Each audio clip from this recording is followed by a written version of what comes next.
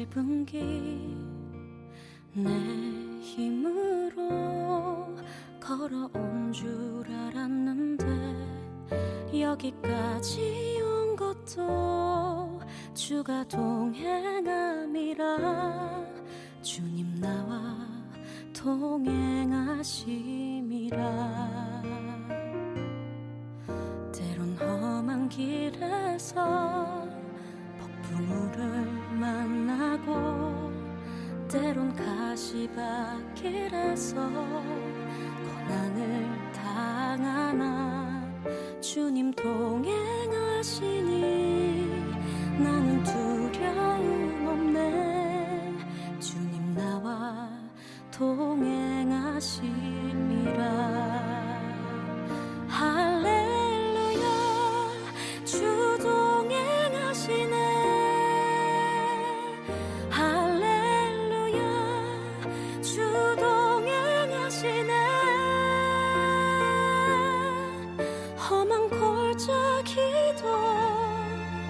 나 두려움 없네. 주님 나와 동행하심이라.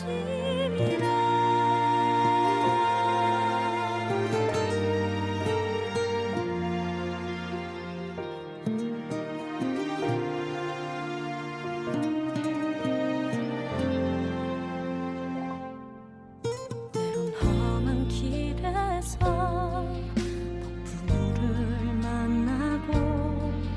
때론 가시밭길에서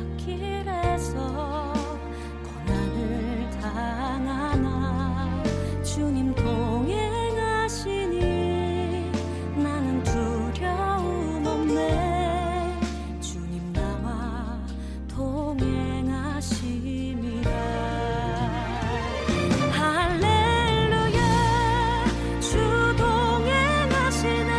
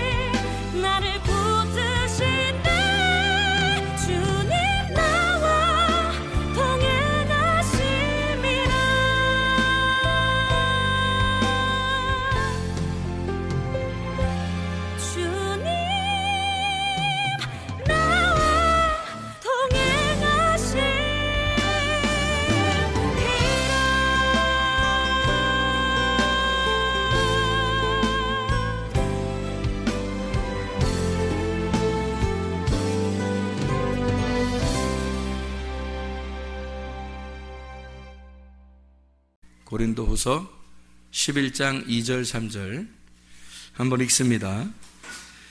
내가 하나님의 열심으로 너희를 위하여 열심을 내노니 내가 너희를 정결한 처녀로 한 남편인 그리스도께 드리려고 중매함이로다. 그러나 나는 뱀이 그 간계로 하와를 미혹한 것 같이 너희 마음이 그리스도를 향하는 진실함과 깨끗함에서 떠나 부패할까 두려워하노라. 다시 읽습니다. 고린도후서 11장 2절 3절 말씀. 내가 하나님의 열심으로 너희를 위하여 열심을 내노니 내가 너희를 정결한 처녀로 한 남편인 그리스도께 드리려고 중매함이로다.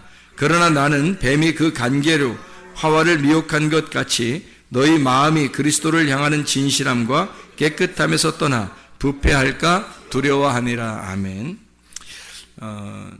결혼하는 목적이 뭐죠? 결혼하는 목적이 뭔 것 같아요? 결혼을 왜 하는가 하면 결혼을 왜 하는가 그 목적, 그 이유, 결혼의 이유. 정욕적으로 이렇게 만나가지고 그냥 얼렁뚱땅 하다 보니까 이렇게 결혼 생활이 벌써 몇 년 훅 지나가고 뭐 그렇게 뭐 계획을 갖고 그러니까 뭐 알고 결혼하는 게 좋을 것 같아요. 사람들이 모르는 사람들이 좀 알고 결혼하면 좋겠. 결혼한 사람들이 생각할 때 결혼 안 한 사람들은 좀 뭔가 알고서 결혼했으면 좋겠다. 그런 교육도 필요하겠구나. 이런 생각도 아마 할 거예요. 뼈저리게. 그런데 결혼하는 건 뭐 모르고 다 결혼해요. 알 때 되면 벌써 죽을 때 된 거란 말이에요. 철 들으면 뭐 죽는다 뭐 이런 얘기도 있잖아요. 그러니까 철 안 들게 자꾸 노력을 해줘야 된다는 거죠. 오래 살게 하려면. 어쨌든 결혼한다는 어떤 이유, 목적이 있어야 되는 거예요. 그 목적이 뭐냐면 결혼한다고 하는 게 뭘 것 같아요? 결혼한다는 게 왜 이유가 자손 번식이죠. 자손 번식. 자손 번식이라는 게 뭐예요? 자손 번식이라는 게 자손을 낳는 거예요. 자손을 낳아서 자기도 족보에 기록이 돼서 이름을 남기는 게 그 자손을 번식해야지만이 그게 가능한 거거든요. 그래서 자손 번식이 이유가 돼요.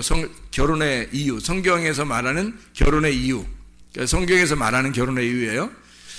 자손을 번식하는 거. 그거보다 더 중요한 게 있을까? 혹시? 그거보다 더 중요한 게 있을까? 자손을 번식하는 것보다 더 중요하다, 뭐 덜 중요하다 그런 건 아닌데, 결혼하는 이유를 성경적으로 다른 의미로 잡는다면 저는 이렇게 이야기를 하고 싶어요. 결혼이라고 하는 건 동행이다. 이렇게 동행한다. 그래서 동행하는 것이 결혼의 이유, 목적이다 하는 거예요. 사람들이 아기를 낳을 수도 있고 아기를 못 낳을 수도 있잖아요.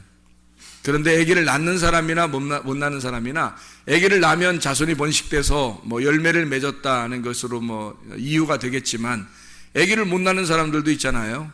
그렇다고 해서 이 사람들을 뭐 하나님의 버린 카드라 이렇게 말하기는 어렵잖아요. 아기를 못 낳았어도 그 사람들에게 결혼할 수 있는 이유가 있어야 되죠. 그러면 그 이유, 남편과 아내가 함께 둘이 동행하는 겁니다. 동행하는 거.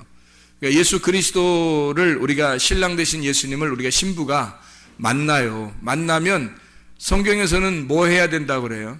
동행한다 그래요. 동행한다. 그러니까 예수님과 함께 계속 같이 동행한다. 이거를 결혼 생활이라 그렇게 말하는 겁니다.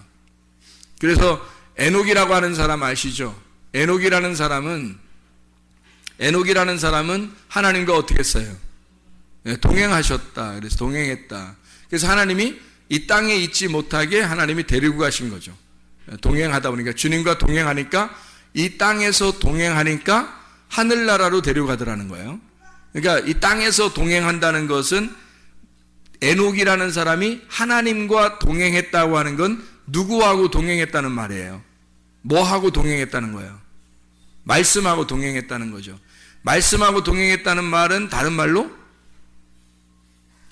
뭐와 동행했다. 뭐와 함께 있다. 말씀은 뭐다?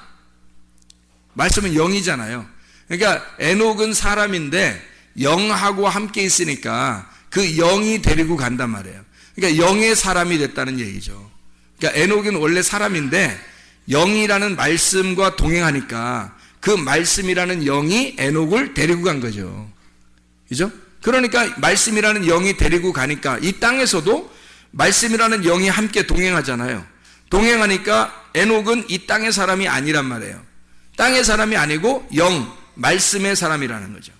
그러니까 이것을 영이라는 말씀이 데리고 가니까 그러면 땅의 사람이 아니니까 하늘로 올라가는 거예요. 땅과 다른 하늘로 올라갔다 이렇게 말하는 거죠. 에녹이라는 사람을. 그래서 결혼이라고 하는 게 우리가 씨를 퍼뜨린다라는 의미가 우리에게는 큰 의미예요. 결혼이라고 하는 성경적인 결혼의 의미는 씨를 퍼뜨린다, 열매를 맺는다. 이것이 굉장히 큰 의미인데 그거와 맞먹게 큰 의미가 뭐냐면 하나님과 동행하는 겁니다. 그 신랑과 동행하는 거죠. 그게 결혼의 이유가 된다. 그래서 하나님과 동행하고 있습니까? 그 말은 다른 말로 뭐라고 할 수 있겠어요? 하나님과 동행하고 있습니까? 하나님과 동행하고 있습니다. 그 말은 하나님과 결혼했습니까? 하나님과 결혼하시고 같이 살고 있습니까? 라는 얘기가 되겠죠. 그거죠. 그래서 하나님의 아들이 우리의 신랑 되셔서 그분과 내가 동행하고 있으면 결혼 생활에 들어갔단 말이에요. 결혼 생활에 들어가고 그와 함께 지금 동행하고 있는가? 결혼 생활하고 있는가라고 이야기할 수가 있다는 얘기입니다. 고린도서 11장 2절 3절에 열심으로 너희를 위하여 열심을 내는데 중매한대요. 남편인 그리스도에게 우리를 중매한대요. 그러니까 뭘 시키겠다는 거예요? 중매해서 결혼시키겠다는 거예요. 결혼시켜서 그 결혼시켜가지고 함께 살게 하려고 하는데 3절에 보니까 뱀이 나는 너희들을 예수 신랑에게 결혼시켜서 함께 살게 하려고 동행하게 하려고 했는데 이 뱀이 하와를 꼬셔가지고 이렇게 진실함과 깨끗함에서 떠나가지고 부패하게 만들었으니까 너희들도 그렇게 뱀이 와서 꼬여가지고 너희들을 부패할까 두렵다 하는 거죠. 그러면 여기서 예수님하고 신랑인 예수님하고 결혼을 시켜가지고 이렇게 살게 하는 것은 뭐를 의미하는 거고 하와라는 사람을 여기 뱀이 와서 하와를 꼬셔가지고 부패하게 만드는 것은 뭐를 의미하는 걸까? 예수님하고 이렇게 결혼하는 것은 뭐를 의미하는 거겠어요? 뱀이 와서 하와를 꼬여가지고 깨끗함과 진실함에서 떠나서 부패하게 한 거니까 우리 아까 낮에 성경 공부할 때 같이 이야기 나눈 게 있어요. 부패하게 하고 타락하게 됐다. 이스라엘 백성이 부패하고 타락했다. 그 뭐를 의미한다 그랬어요? 말씀에 대한 변질을 의미한다 그랬죠. 말씀에 대한 변질에 대해서 이야기하는 거예요. 그러니까 하와를 뱀이 꼬셨다라고 하는 건 꼬셔서 뭐 먹었죠? 선악과 먹은 거예요. 그 선악과 먹은 게 그럼 선악과가 어딨냐, 선악과 어떻게 생겼냐, 이렇게 그걸 연구할 필요는 없어요.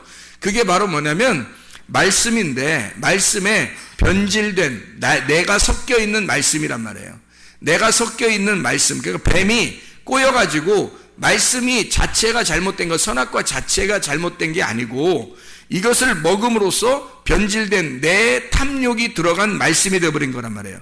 그러니까 나의 욕심이 함께 들어간 말씀이 됐죠. 선악과를 보니까 먹음직스럽고 보암직스럽고 탐스럽단 말이에요. 그래서 그걸 갖다가 먹은 거죠. 그러면 뭘 먹은 거예요? 나를 먹은 거죠. 내가 탐스럽게 보이고 저게 먹음직스럽게 보이고 이렇게 보암직스럽게 보이니까 그거를 내가 먹었으니까 결국 내가 내 마음을 거기에 담아서 이걸 먹어버린 거 아니에요.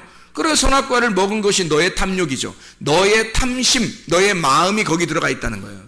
그게 선악과죠. 선악과는 간단한 겁니다. 내가 중심이 된 말씀이에요. 그럼 생명나무는요, 내 마음이 들어있는 게 아니라 무슨 마음, 누구 마음이 들어있겠어요?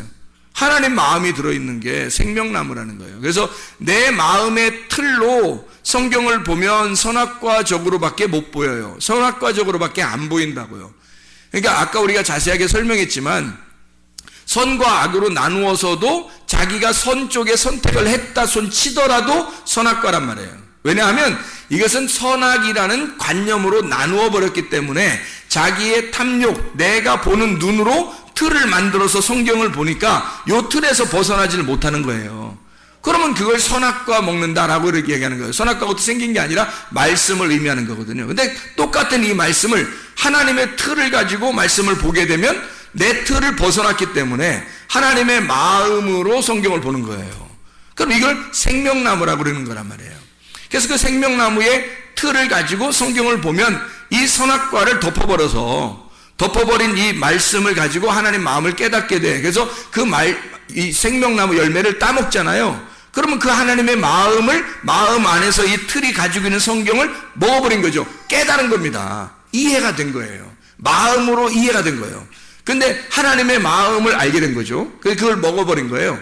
그러니까 생명나무를 먹으니까 그 틀, 하나님이 가지고 있는 틀도 벗어나는 거죠. 그러면 이제 진짜 하나님의 아들이 되는 거란 말이에요. 그게 성경에서 우리에게 말하는 기본적인 틀이에요. 기본적인 틀. 그러니까 하와 옛 뱀을 등장시켜서 하와를 얘기해가지고 너희가 부패한다는 말은 결국 뭘 얘기하는 거다? 말씀의 변질을 의미하는 거다. 말씀의 변질은 다른 게 아니라 이 성경책이 변질됐다는 게 아니라 네 마음이 탐욕으로 가지고 있는 마음의 눈으로 이 성경을 보기 시작했다. 그러면 이걸 타락이라 그런다. 이게 부패했다. 그래서 뱀이 그걸 꼬시는 거다. 이런 얘기예요. 그래서 너는 진실함과 깨끗함으로 말씀을 봐야 되는데 요거를 바꾸어 보게 한다는 거예요. 바꾸어서 보게 한다. 이렇게 나눠서 선악과로 먹게 한다는 거죠. 말씀을. 이 바울은 이 사람들을 어떻게 하고 싶다? 신랑이신 예수님하고 결혼을 시키고 싶어요. 그럼 신랑이신 예수님이 뭐예요? 신랑이신 예수님이 여기 지금 나와 있잖아요. 그죠? 고린도서 11장 2절 3절에 신랑 되신 예수님이 뭐라고 나와 있어요? 그러니까 남편이죠. 그러니까 남편 대신 신랑 대신 예수님이니까 지금 신랑이 남편이지 그럼 신랑이 신부겠어요? 신랑 대신 예수님이 뭐라고 나와 있어요? 여기에 신랑 대신 예수님이 남편으로 나와 있는데 그 남편이신 신랑 대신 예수님이 뭐라고 나와 있어요?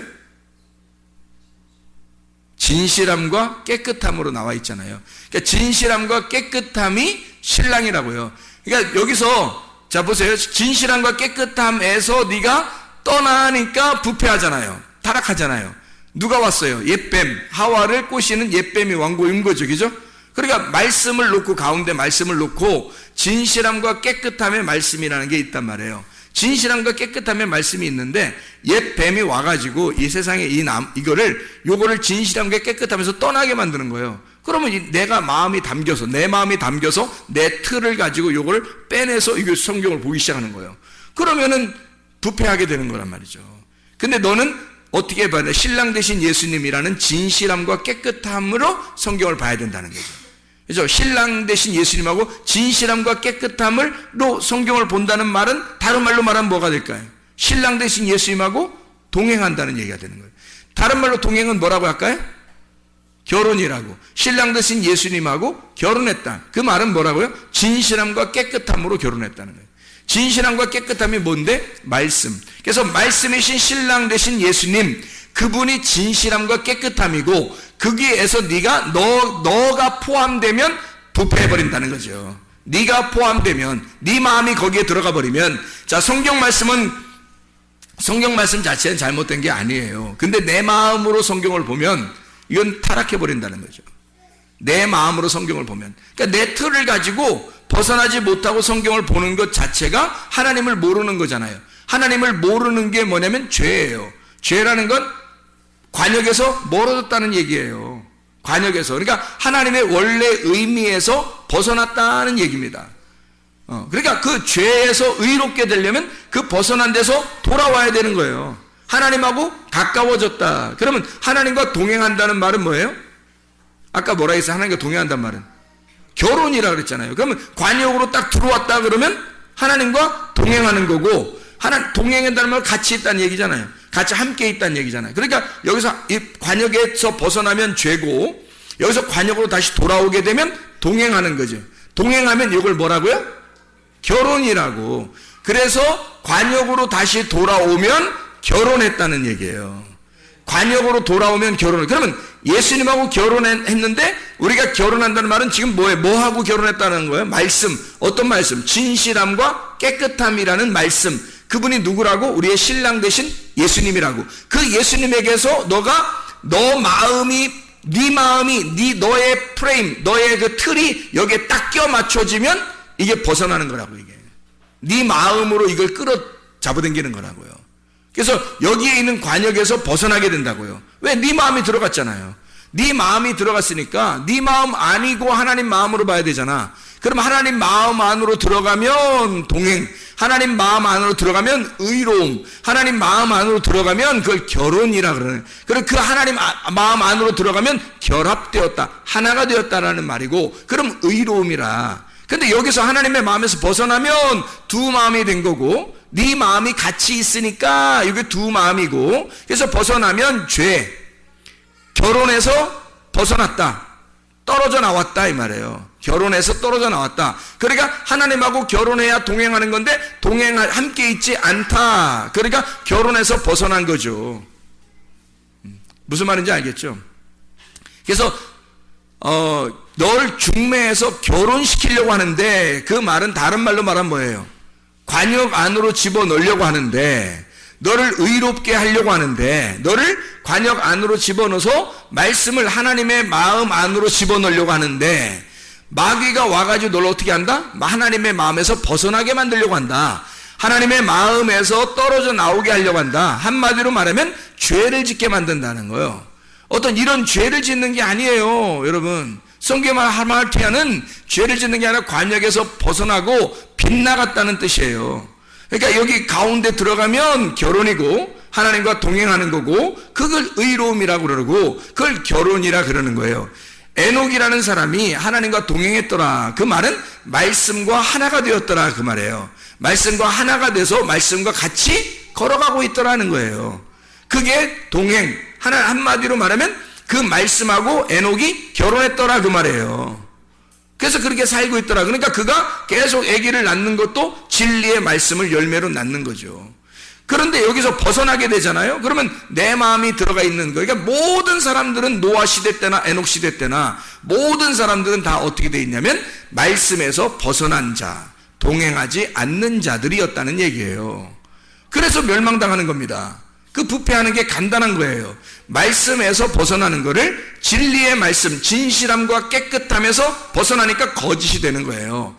진실함에 반대니까 거짓이 된 거고, 깨끗함에서 벗어나니까 더러움이 되는 거란 말이에요. 그러니까 말씀 자체가 진실함과 깨끗함이라는 신랑인데, 여기서 벗어나니까 더러움이라고 하는 것과 거짓의 말씀으로 네가 살고 있다라는 얘기예요. 그러면 이 말씀이 뭐 거짓말 치고 있어, 뭐 오른쪽으로 가야 되는데 왼쪽 가라고 하고, 뭐 전봇대 돌아가면 어느 집이 있다고 그러는데 전봇대 돌아가면 집이 없어, 뭐 이런 식으로 거짓말 치고, 이런 거짓말이 아니라는 얘기죠. 그런 게 아니라 말씀에서 벗어났다는 얘기예요. 말씀에서 벗어났다. 여기 들어가면, 요 말씀에 관역 안에 들어가면 깨끗함과 진실함이 있다. 거기서 벗어나면 더러움과 거짓이 있는 것이다. 여기에. 그래서 죄는 벗어난 거고, 관역 안으로 들어가면 의로움이고 결혼이고 이렇게 되는 거죠. 바울은 여기서 이 교회 사람들에게 내가 너희들을 중매해서 예수 그리스도와 결혼시키려고 하는데, 혹시 마귀가 와가지고 너희를 빼내서 밖으로 벗어나게 할 수도 있겠다. 그거 조심해야 된다. 그래서 너희가 그렇게 해서 부패할까봐 내가 참 힘들다. 이렇게 얘기를 하는 거죠. 두렵다. 자, 결혼하는 목적이 자손 번식이죠. 이게 결혼하는 목적 자체가 자손 번식, 다른 말로 말하면 씨를 퍼뜨리는 겁니다. 씨를 퍼뜨리는 게 결혼의 목적이 되는 거예요. 남자들만 그런 목적을 가지고 있는 게 아니고, 여자를 통해서, 남자가 여자를 통해서 씨를 번식하는 것이 이제 그들의 결혼의 목적이 되는 겁니다. 그래서 성경에는 씨 뿌림이라는 게 나오는 겁니다. 씨 뿌린다. 그 마태복음 13장에 보면 그 씨를 뿌리는 자가 나오죠. 씨를 뿌리는 자. 그리고 또 씨를 뿌리는 자가 한 명이 나오는 게 아니라 둘이 나와요. 이 씨를 뿌리는 자가. 공교롭게도 어떻게 둘이 나오냐면 마태복음 13장에 보면 씨 뿌리는 자가 나오는데, 이 씨 뿌리는 자가 13장에 24절부터 24절부터 30절까지 말씀에 씨를 뿌리는데, 좋은 씨를 뿌리는데요. 천국은 좋은 씨를 뿌리는데, 밭이 여기다 원수가 가라지를 덧뿌린대요. 좋은 씨를 뿌리는 데다가 원수가 가라지를 덧뿌린대요. 24절부터 30절까지 말씀에. 그죠? 그랬더니 둘이 그냥 함께 자라나도록 그냥 둬라 그랬잖아요. 둘이 그냥 함께 자라나도록 둬라. 그러니까 완전히 이거는 이제 어떻게 보면 교회 안에서 자기 마음에 들고 착하고 괜찮은 사람은 그냥 두고 아닌 사람은 좀 뽑아냈으면 좋겠다, 이렇게 생각하는 사람들의 생각에 예수님이 아니다. 그런 사람들도 그냥 이렇게 둬라. 이런 말씀처럼 여겨지잖아요. 예수님이 사랑이 많으셔서 그런 것처럼 여겨지잖아요. 근데 여기에 그 씨라고 하는 게 있잖아요. 여기서 씨를 뿌리는 자가 둘이 나와요. 하나는 그 씨 뿌린 자가 인자가 나오고요. 인자. 그죠? 인자가 씨를 뿌립니다. 그런데 그 인자가 씨를 뿌리고 또 누가 씨를 뿌리냐면 악한 자가 씨를 뿌린다. 여기 또 한번 보죠. 36절부터 43절까지의 말씀에 보면 가라지 비유를 설명을 하죠. 가라지 비유 설명하죠. 여기 13장에 여기 보니까 37절에 뭐라고 되어 있어요? 좋은 씨를 뿌리는 자가 누구예요? 인자예요. 인자 좀 말 좀 해볼까? 인자가 누구예요? 예수님을 말하는 거죠. 인자라는 원래 뜻은 어떤 뜻이에요? 인자 한번 얘기해 볼까요? 인자가 어떤 뜻이에요? 사람의 아들이라는 뜻이에요. 사람의 아들. 그게 인자라는 단어거든요. 근데 예수님이 사람의 아들로 철저히 하나님인데 사람의 아들로 오셨다. 그렇게 해서 자기를 인자라고 이야기한 거거든요. 그럼 왜 인자라는 표현들을 이렇게 자꾸 할까? 예수님이?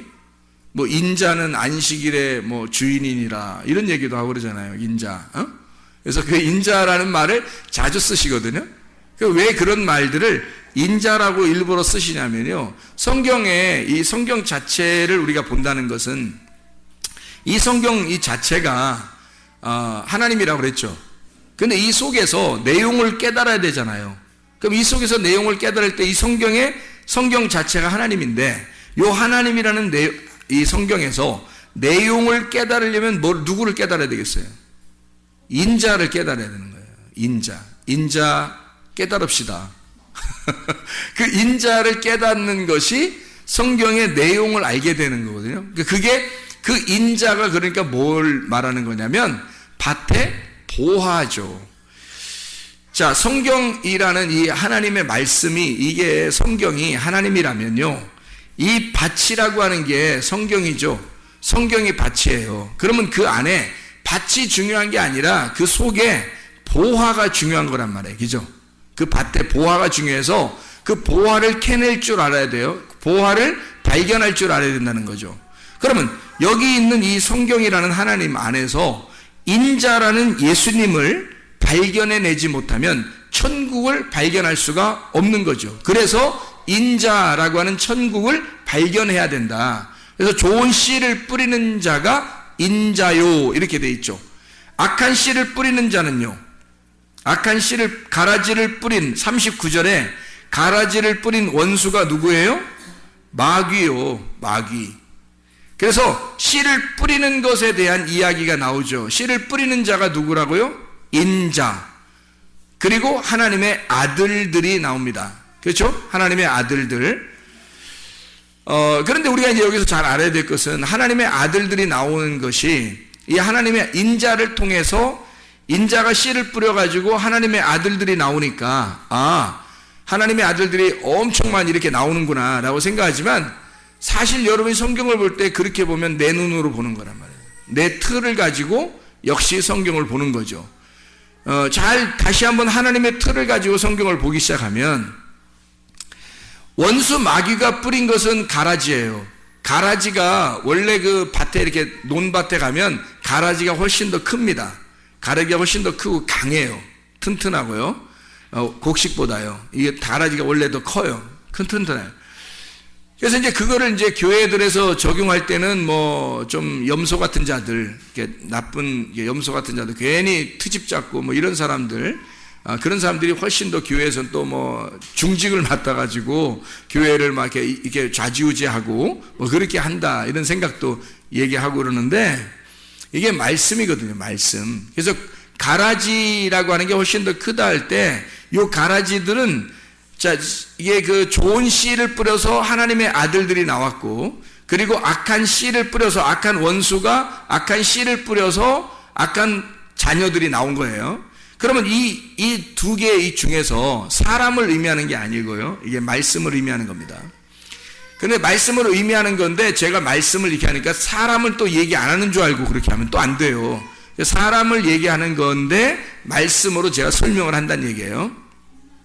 자, 왜 그러냐면 이런 말이에요. 자, 인자가 씨를 뿌려서 하나님의 아들들을 이렇게 산출해 냈어요. 인자가 씨를 뿌려서.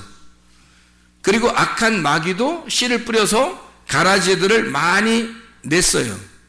그럼 여기서 양쪽 다 이렇게 많은 거예요? 아니면 좀 달라요? 우리의 틀을 가지고 보면은 양쪽 다 많은 거죠? 양쪽 다.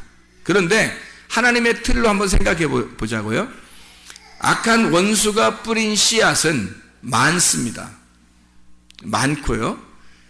그 가라지들은 많다. 그런데 하나님의 아들들은 하나예요. 하나님의 아들들은 하나. 왜 이렇게 이야기를 하냐면 하나님의 아들이라는 그 씨, 좋은 씨를 뿌린 자가 누구예요? 인자란 말이에요.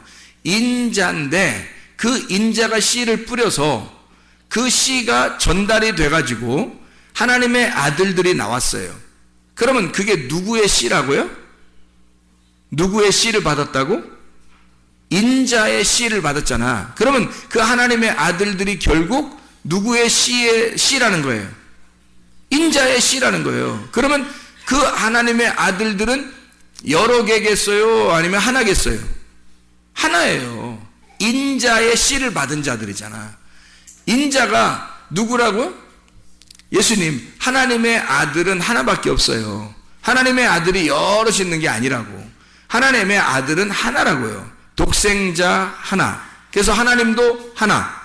하나님의 아들도 하나라고 설명하려고 하는 거예요. 그러니까 하나님을 자기 아들로 설명을 한 거예요, 이 땅에. 그러니까 하나죠. 그 인자의 그 하나의 씨를 받은 자는 하나란 말이에요. 거기에 속한 자니까.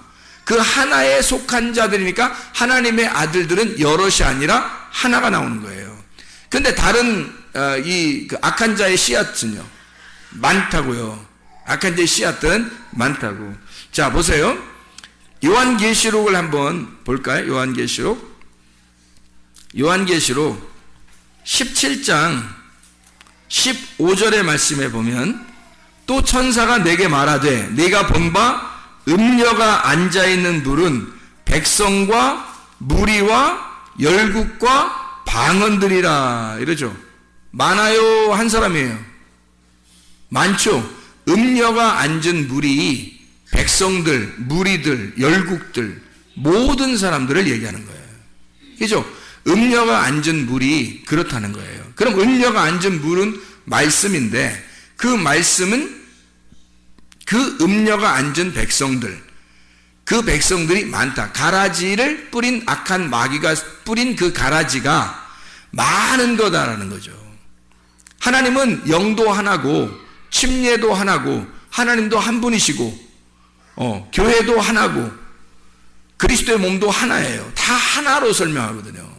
그래서 진실함과 깨끗함인 겁니다. 진리라고 하는 건 하나여야 되거든요. 그리고 깨끗함도 하나여야 되는 거예요. 그래서 우리가 마지막 요한계시록에 세마포를 입을 때 색깔이 있는 옷을 입어요? 아니면 색깔 없는 옷을 입어요? 색깔 없는 옷을 입는 거예요. 무교병, 뭐가 섞이지 않은 무교병, 깨끗한, 아무것도 섞이지 않은 하나, 단순한, 깨끗하고 순진한 그런 말씀을 얘기하는 거예요. 하나죠, 하나. 그게. 그래서 인자를 설명할 때 성경 구약에서 보면 여러 선지자들이 나와요. 그렇죠? 여러분이 아는 선지자들 누구 나와요? 선지자들 중에서는 여러분이 아는 선지자, 성경의 구약에 선지자를 보면 많이 선지자가 나와요. 근데 제가 선지자라고 여러분에게 설명할 때 어떤 선지자라고 제가 말할 수 있냐면, 제가 말하면 아담의 아들 중에서 가인이 아벨을 죽이고 누가 아담에게서 태어났죠? 셋. 이게 하나님을 아는 자란 말이에요. 여호와 이름을 부르는 자, 이 셋이라는 사람이 하나님을 아는 자예요. 그리고 이 셋의 자손 중에서 하나님하고 동행하다가 올라간 사람이 있어요. 누구예요? 에녹이라는 사람이 있죠, 그죠? 그 당대에 그러면 여러 명이 올라갔어요? 에녹 혼자 올라갔어요? 에녹 혼자 올라갔잖아요. 그러면 그것도 아쉬운 게 에녹이 낳은 자식들도 있고, 그죠? 에녹에 뭐 부인도 있으니까 자식들도 낳았을 거 아니에요. 근데 에녹 혼자 올라가더라고요. 그죠? 이상하잖아요? 그러니까 셋이라는 그 아들도 하나 나오고요. 그 다음에 에녹도 하나 나오더라는 얘기예요. 그죠? 그 당대에 다 올라가지 않고 에녹 혼자 올라가잖아요. 그럼 노아는요? 노아 식구들 7명 있었죠. 노아하고 합해서. 그래서 노아하고 합해서인데 누구만 은혜를 받았어요? 하나님과 동행하는? 노아만 하나님과 동행하고, 그 말은 하나님과 동행했단 말은 뭐라고 해요? 하나님과 결혼했다고. 하나님하고 결혼하고 하나님의 관역 안에 들어간 사람은 노아 한 사람 나오잖아요. 노아 한 사람.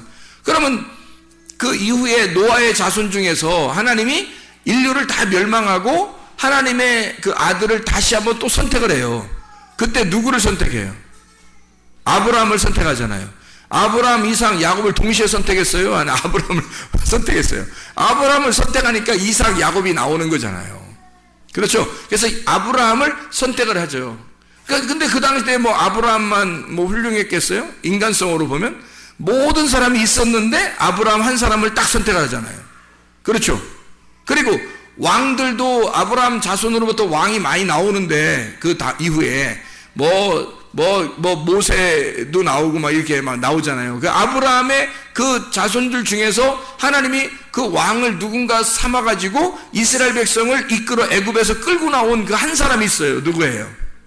모세죠, 모세. 모세가 왕이에요, 왕. 그러니까 이 모세라는 사람을 통해서 이스라엘을 끌어내죠. 근데 분명히 모세와 여호수아, 아론 뭐 다 있었거든요.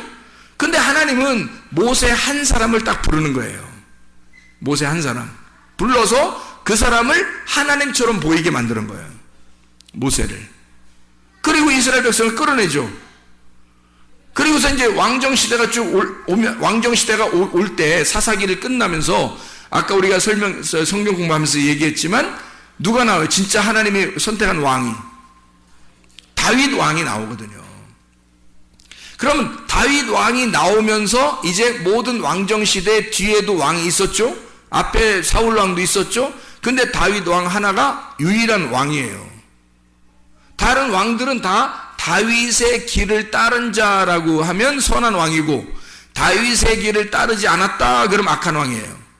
그렇게 딱 구분해버려요. 그러니까 왕은 딱 하나밖에 없는 거야. 누구? 다윗 왕. 그리고 왕정시대는 끝나요. 다윗 왕 하나로. 그리고서 예수님이 나오는 거거든요. 다윗 왕의 자손으로. 그래서 마태복음 1장에 보면, 마태복음 1장의 1절을 보면 뭐라고 나와요? 마태복음 1장 1절에 보면 아브라함과 다윗의 자손 예수 그리스도의 계보라 이렇게 나오잖아요. 예. 뭐 다른 왕들이 있었을 수도 있는데도 아니라는 거야. 그렇게 성경을 쓰는 게 아니라면, 왕은 다윗 하나만 딱 골라놓은 거예요. 하나만. 그러면 자, 왜 제가 지금 하나를 얘기했을까요? 뭘 설명하려고? 인자를 설명하려고. 인자 설명해 보고 싶어서요. 인자 좀 설명해 보고 싶어서 그런 거예요. 자, 셋도, 아담의 이후 셋도, 그 다음에 에녹도, 노아도, 아브라함도, 모세도, 다윗도, 예수도 다 하나로 나오더라는 얘기죠. 그거는 그 시대에, 그 당대에 뭘 설명한 그 사람이? 그 당대의 인자였던 거죠. 그 당대에 그 사람들이 인자였던 거예요. 그러니까 그 사람들은 하나님이 자기를 이 하나님의 그 프레임 속에서 자기를 이 사람이 살게 함으로써 아브라함의 인생을 살게 하고, 다윗이 다윗의 인생을 살게 하고, 노아가 노아의 인생을 살게 하면서 앞으로 나올 예수 인자를 그들이 살게 하는 거예요. 그래서 인자의 삶을 그들이 삶으로써 인자를 보여주는 거죠. 이해가 되겠죠? 그래서 인자는 항상 둘이었다, 하나였다. 그래서 인자라는 하나의 씨를 받은 그의 씨를 받은 자를 인자라 하는 거란 말이에요. 그러니까 당연히 하나님의 아들들은 하나겠어요? 여럿이겠어요? 하나가 맞죠. 그리고 교회에 이제 여러 사람이 모였어요. 그럼 하나님의 말씀을 딱 받았네요. 그러면 진리의 말씀, 진실함과 깨끗함의 말씀을 받았어, 어떤 사람이. 근데 저쪽 사람도 진실함과 깨끗한 말씀을 받았어요. 그러면 저 사람과 이쪽 사람은 둘이에요, 하나예요? 하나라는 거죠. 왜? 한 말씀을 받은 거니까. 그에게 한 말씀이 들어간 거니까. 다시 말하면 인자의 씨가 들어간 거죠. 인자의 씨가 들어가니까 그가 하나인 거지. 그래서 하나님의 아들들은 여럿이 아니라 하나인 거라. 그래서 하나님의 아들을 처음 창세기부터 요한계시록까지 하나님의 아들은 하나밖에 없는 거란 말이죠. 이해가 되겠습니까? 예. 그리고 악한 자들은요, 백성들과 열국들과 무리들과 수많은 사람들, 그 많은 각자의 말을 가진 자들, 그 각자의 프레임 속에 자기를 집어넣어 자기의 틀을 가진 성경을 믿는 자들이란 말이에요. 자기의 틀을 가지고 성경을 믿는 그 사람들, 자기 틀이 안 깨진 거예요. 자기 틀이 안 깨진 그 수많은 백성들 위에 음녀가 앉아있다는 거죠. 그러면 밑에 있는 그 사람들은 다 뭐예요? 음녀들이 되는 거란 말이에요. 그래서 음녀들의 큰 어미와 같은 자가 큰 바벨론, 그 혼합된 말씀을 가진 자 바벨론이란 말이에요. 그게 음녀라는 거죠. 그러니까 진실함과 깨끗함의 그 말씀을 가진 구원이라는 게요. 구원이라는 게 예수님을 만나 씨를 받으면 구원받는 거예요. 그러니까 난자가 정자를 만나서 이렇게 둘이 인사하잖아요. 그러면 이게 구원이에요. 성경에서 말하는 씨를 만나는 거거든요. 만남이에요, 만남. 이 밭의 종류에 따라서 씨가 들어가는데 밭의 종류가 4종류예요. 길가밭, 가시밭, 돌짝밭, 좋은 밭. 좋은 밭에서만 씨가 열매를 맺어요. 그러니까 문제는 씨에 있었던 게 아니라 밭에 있는 거죠. 문제는 씨가 있는 게 아니에요. 밭에 있는 거란 말이에요. 그래서 밭에서 이 세 개의 나의 틀을 깨고 좋은 밭이 돼서 밭을 나를 풀어버리면 그게 씨가 들어가 씨가 스스로 일을 한다는 거죠. 씨가 스스로 일을 해서 그 씨가 열매를 맺는 거예요. 우리 밭에 들어와서 그거를 결혼을 통해서 사람들에게 설명하는 거예요. 이 하나님의 말씀을, 그 말씀이라는 씨를 설명하기 위해서 결혼을 시키는 거예요, 사람들을. 이 땅에서. 근데 결혼을 하고 자기가 결혼을 하는 것은 뭐 때문에 결혼하는 거라고요? 정욕으로 결혼하는 거라고. 그게 탐심이라고요. 그 탐심으로 결혼한 거니까 결혼한 모든, 이 땅에 결혼한 모든 사람들은 다 뭐 먹은 거예요? 선악과 먹은 거라니까요. 선악과를 먹는 것이 결혼이었다고요. 여러분이 결혼하는 그 남편들 있잖아요. 또 아내들 만나잖아요. 그 여러분 이 땅에서 만난 모든 사람들은 다 선악과와 결혼한 거예요. 그러니 그 선악과가 자기를 심판할 수밖에 없는 거고, 그 심판하는 선악과가 그 정욕, 탐욕, 보암직, 먹음직, 탐스럽게 하는 선악과였구나. 나의 정욕, 탐심이라는 우상숭배, 이게 내가 다른 걸 만났었구나 라는 것을 하나님으로부터 우리 나왔는데, 원래 하나님이 우리를 만드셨는데 우리가 결혼을 이 땅에 있는 사람과 결혼함으로써 이게 그와 하나가 되는, 정욕으로 하나가 되는 거란 말이에요. 그래서 여러분 다 알고 결혼한 사람이 없잖아요, 이 땅에. 모르고 결혼하는 거라고요. 모르고 결혼하는 게 성경적이 원래 알고 결혼해야지 성경적으로 했나요, 제가? 그건 제가 다르게 설명했잖아요. 왜냐면 무슨 말이냐면 모르고 다 결혼해요. 그게 다 선악과라 결혼하는 거고, 그게 정욕이고 탐욕이란 말이에요. 여러분이 결혼한 거 다 모르고 결혼했죠? 우리보다 더 모르고 결혼한 사람들 얼마나, 인디안들이나 뭐 이런, 거기 아프리카나 이 정글이나 이런 데서 결혼하는 사람들 보세요. 진짜 알고 결혼하는 사람들, 완전 동물같이 결혼하잖아요. 그냥. 이 사람 저 사람 서로 이렇게 하고. 이게 결혼이 뭔지도 모르고 그냥 하는 거예요. 근데 우리가 성경을 통해서 보면 결혼이라는 게 굉장히 신성한 거란 말이에요. 그러니까 이 땅의 정욕적인 것으로, 탐욕으로 결혼했는데 그게 음란이었단 말이에요. 여러분의 결혼은 다 음란입니다. 솔직히 음란 없이 결혼하는 사람이 누가 있어요? 다 음란으로 결혼해요. 선악과로 결혼하는 거라고. 그게 정상이라고 했잖아요. 그게 정상이고, 이 결혼을 통해서 이제 뭐를 깨달아야 되는 거예요? 생명나무를 먹어야 되는 거라고. 생명나무를 깨달으러 가는 거예요, 여러분이. 선악과 먹고서 그대로 죽어버리지 말라고. 그러니까 결혼한 것으로 이게 만족이, 이게 끝인 줄 알고 요거 선악과 먹고서 죽어버리면 그게 선악과라니까요. 여러분 이 땅에 결혼한 자체가 선악과라고 이게. 여기서 그 아내를 보고 남편을 보고 성경을 깨달아야 되는 거예요. 성경을 깨달아 이게 이런 식이었구나. 이게 말씀이라는 게 내 틀을 가지고 결혼했잖아요. 내 틀을 가지고 결혼한 것이 그게 선악과니까. 그게 정욕이니까. 여기서 벗어나면 하나님의 틀로 갈 거 아니에요. 하나님의 틀로 가는 것이 구원이에요. 생명나무란 말이에요. 거기가. 그쪽 생명나무로 가는 거예요. 말씀을 깨달은 결혼이 이런 거였네. 와, 세상에 결혼이 이렇게 거룩한 것이었구나. 내가 뭣도 모르고 결혼했. 그래서 결혼한 사람이 후회 막심해야 되는 거예요. 원래. 3년 지나면 다 것 같다 하면서 후회하고 그러는 게 그 성경적이에요. 3일 길을 간 거잖아. 3년을 지나서 3일 길을 가고 보니까 1년은 1일이고 1일이 1년을 해서 3일 길을 딱 가고 나니까 3년 지나니까 다 똑같더라 이거야. 응? 다 죄인이더라 이거야 이게. 그걸 깨닫고 내가 결혼한 것이 이게 뭐냐 도대체 막 이럴 때 그 자신의 그 자책감 속에 살을 때 그때 주님을 만나는 거예요. 말씀을 깨닫는 거예요. 그 말씀을 깨달으니까 이제 색다르게 보이는 거죠. 다르게 보이는 거야 이제. 그래서 생명나무의 열매를 먹고 결혼이 보이는 거예요 이제. 그러면 그때부터 알고 결혼 생활하는 거예요.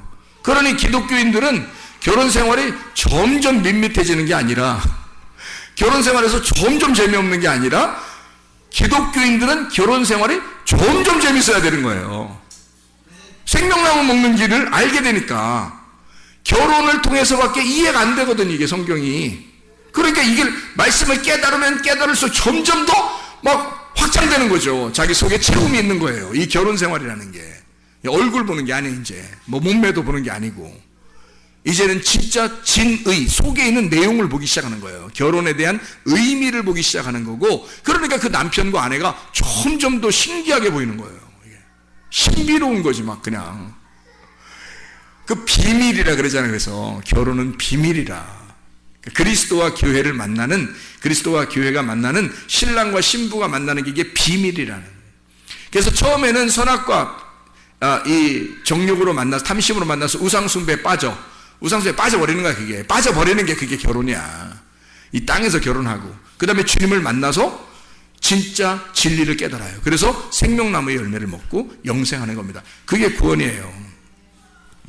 그래서 밭의 종류에 따라 씨가 상황이 달라져요. 네 종류의 밭이 있죠. 그래서 이 밭이 있는데 이것이 좋은 밭이 될 때까지 이 세 개의 밭을 제거하는 거거든요. 우리의 속에서 이 세 개의 밭을 제거하고 좋은 밭으로 나아가는 거예요. 그래서 이 좋은 밭이 옥토라고 하죠.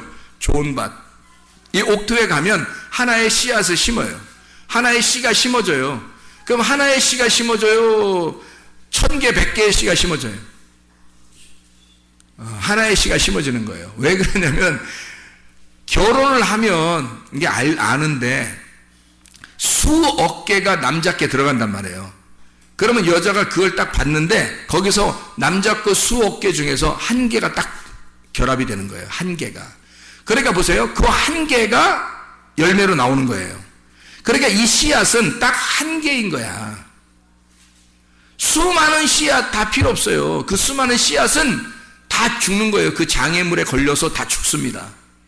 그러니까 그 씨앗 하나가, 남자의 그 씨앗 하나가 여자한테 들어가잖아요. 들어가면은 그 거리가 있을 거 아니에요. 그 들어가서 이렇게 막 헤엄치면서 가는 그 거리가 있을 거 아니에요.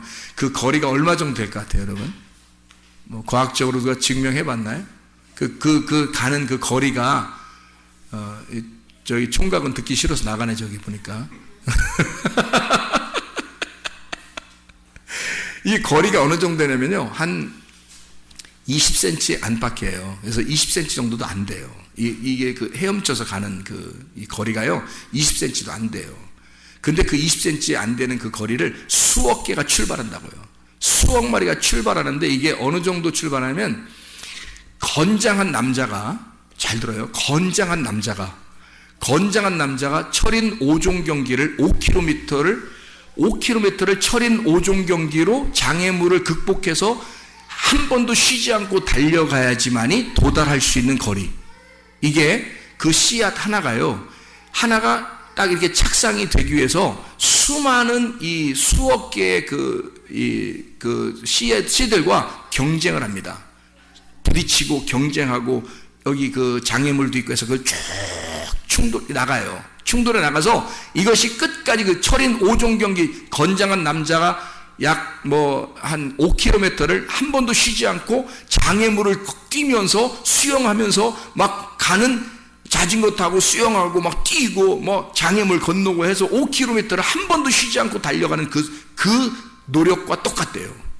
그 씨앗 하나가 거기 착상될 때까지가.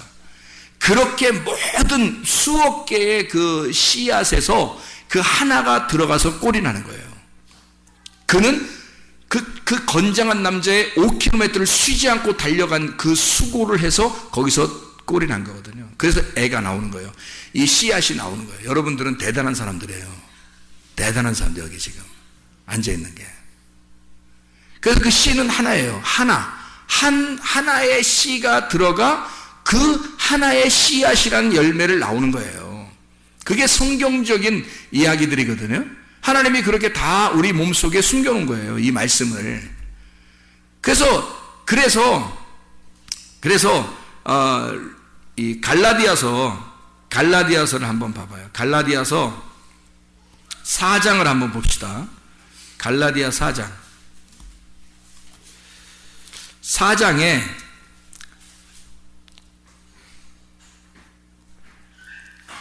갈라디아서 4장 19절을 한번 봐봐요. 뭐라고 되어 있냐면 나의 자녀들아 너희 속에 그리스도의 형상을 이루기까지, 그리스도의 모양입니다. 그리스도의 형상을 이루기까지 다시 너희를 위하여 해산하는 수고를 한다 그랬거든요. 그 해산하는 수고, 그 해산하는 수고는 어마어마한 그 어려움, 그 고통을 통해서 아이가 출산되는 걸 설명하려고 하는 거예요. 그 하나의 아이가, 그 한 아들이 출산되는 것을 설명하는 거거든요. 그러니까 수많은 씨에서 하나의 씨앗이 열매를 맺는 것을 말하는 겁니다. 여러분에게 이렇게 설교를 많이 해요. 새벽에도 저녁에도 이렇게 설교를 계속 많이 하는데요. 여러분에게 정작 하나의 씨앗이 들어가기만 시작하면요, 여러분 옥토가 돼서 마음으로 그 말씀을 받기 시작하면요, 그 마음의 그 씨앗이 하나가 딱 열매를 맺어요. 착상을 해서. 그게 하나님의 아들로 나오는 거예요.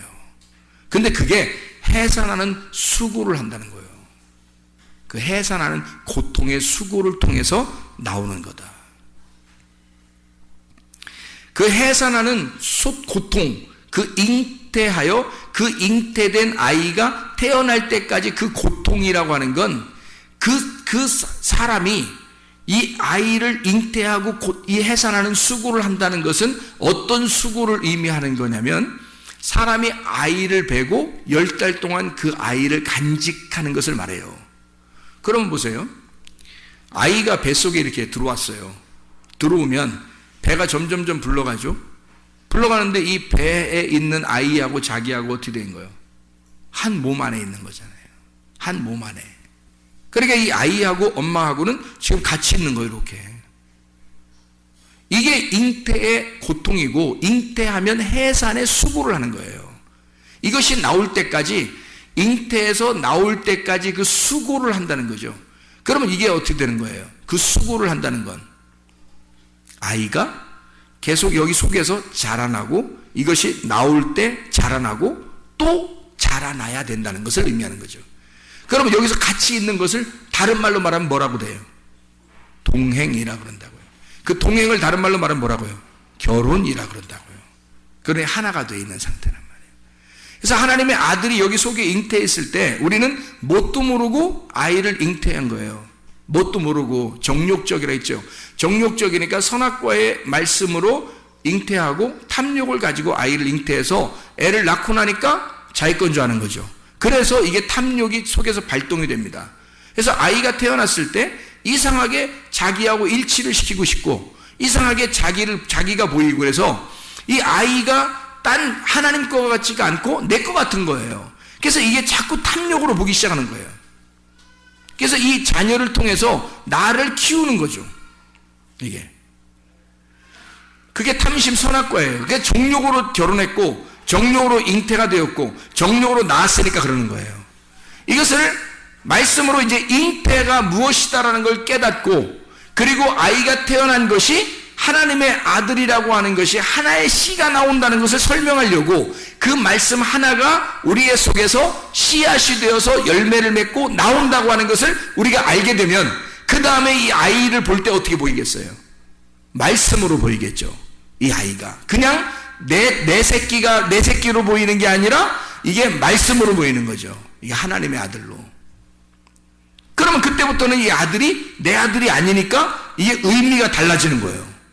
의미가 달라지고 나의 탐욕의 눈으로 보는 게 아니라 이제는 하나님의 눈으로 보기 시작하는, 틀이 바뀐 거죠. 이 프레임이 바뀐 거예요. 하나님의 눈으로 보는 거죠. 그러니까 처음에는 선악과로 먹는 게 맞아요. 근데 그 다음에 하나님의 말씀을 깨달으니까 어떻게 돼요? 생명나무의 열매를 먹게 되는 거죠. 그러니 자녀를 볼 때도 생명의 나무로 보는 거고요. 남편과 아내를 볼 때도 생명의 나무로 보기 시작하는 거란 말이에요. 어때요? 선악과에서 선악과를 먹는다는 얘기는 선악과와 동행한다는 얘기고 선악과와 결혼했다는 얘기예요. 자, 생명나무를 먹는다는 얘기는 생명나무와 동행한다는 얘기고 생명나무와 결혼했다고 하는 얘기예요. 이해가 되겠죠? 그러니까 이게 다 무슨 말씀이에요? 다 이 뭐를 설명하려고 하는 거예요? 여기서 선악의 열매 말씀과 생명의 열매 말씀을 설명하려고 하는 거죠. 그러니까 너희가 먼저는 뭐예요? 하와, 옛 뱀으로부터 하와가 부패한 말씀을 얘기하는 거고, 그것을 바로 잡아주기 위해서 너희를 그리스도와 중매하고 싶다는 얘기예요. 그죠? 그리스도와 중매하고 싶다. 그러니까 중매라고 하는 건 하나가 된다는 얘기죠. 하나가 된다는 동행이라는 말이고, 그걸 다른 말로 결혼이 시킨다. 너희를 결혼시키고 싶다. 너희가 먼저는 누구에게서 결혼이 되었었다? 옛 뱀이라는 하와, 아담을 통해서 내려온 선악과로 결혼이 돼 있단 말이에요.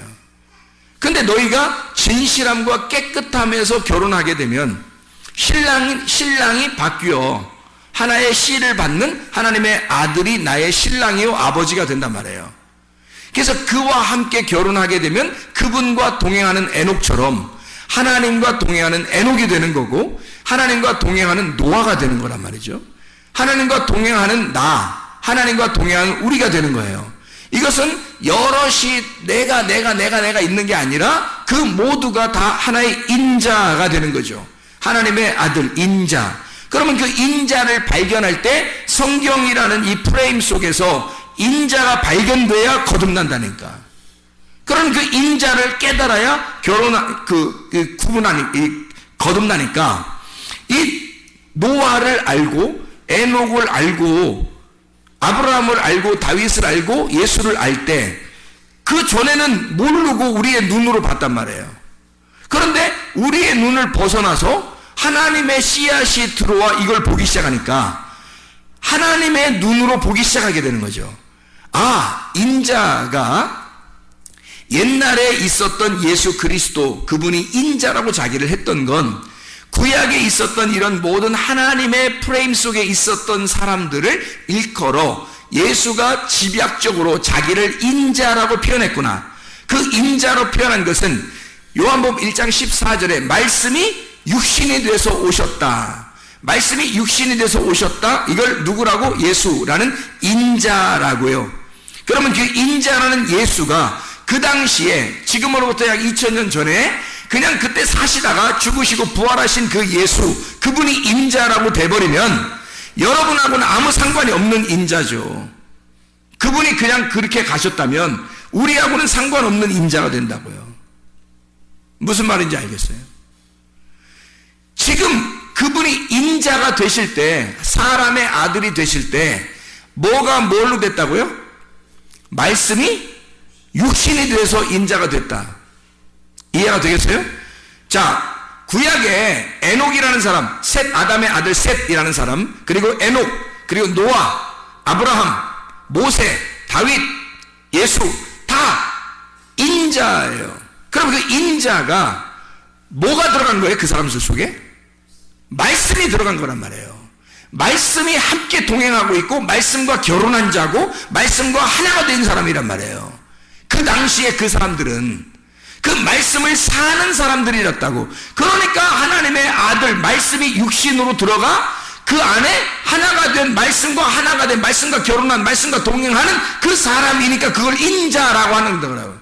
그러면 예수 그리스도를 통해서 우리도 말씀이 내 안에 들어오면 말씀이 내 안에 들어와 인자가 지금도 내일도 내일 모레도 계속 인자가 나와야 된다는 얘기죠. 말씀이 육신에게 들어오는 그 생기가 들어온 인자가 있어야 된다는 얘기죠. 이해가 되겠습니까? 그러면 하나님의 아들이 그 인자니까 말씀이 내 속에 들어와 인자가 돼버리면 그 사람의 아들은 성경의 내용 안에 들어간 하나님의 아들이 된다는 얘기죠. 그게 말씀을 깨닫는 겁니다. 그래서 천국 가는 거예요. 거듭난다는 건 인자의 씨를 받아야 거듭나요. 다른 돈은 거듭날 수 없다. 그래서 인자의 씨는 어떤 씨라고요? 진실함과 깨끗함이라는 씨라고요. 그게 성령의 말씀이고 진리의 말씀이라고 하는 거예요. 그거와 반대되는 건 더럽고 거짓인 말씀이라는 얘기예요. 그래서 거짓말하는 자들을 거짓 선자라 그러는 거고 더러운 것을 입은 자를 음녀라 그러는 거고요. 그들은 많은 씨를 가지고 있고 많은 열매를 가지고 있어요. 많은 백성들 위에 음녀가 앉아 있고요. 그런데 예수 그리스도는 하나의 씨를 가지고 있다고요. 하나님의 씨를 가져서 그 하나님의 씨, 하나의 씨라는 진리를 우리의 속에 심어놓기를 원한다고요.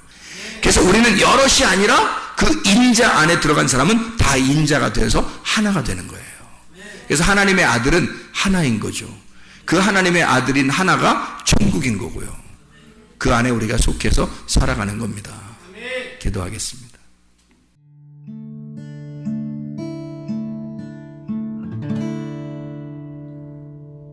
내 속에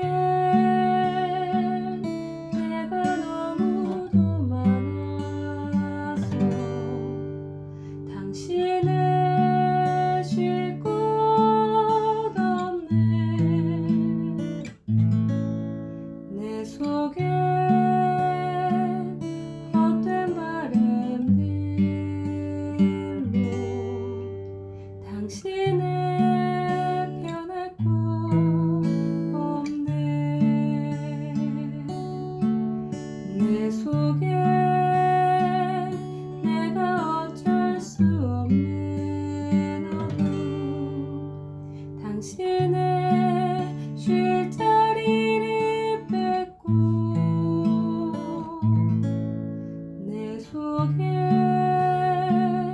내가 이길 수 없는 슬픔 무성한 가시나무 숲 같네.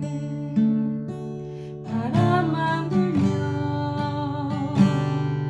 그 메마른 다리 서로 부대끼며 울어대고 쉴 곳을 찾아 지쳐 날아온 어리새들도 가시에 지며 날아가고 바람만 불면 외롭고 또 괴로워 슬픈 노래를 부르던 날이 많았는데 내 속에 내가 너무도 많아서 당신을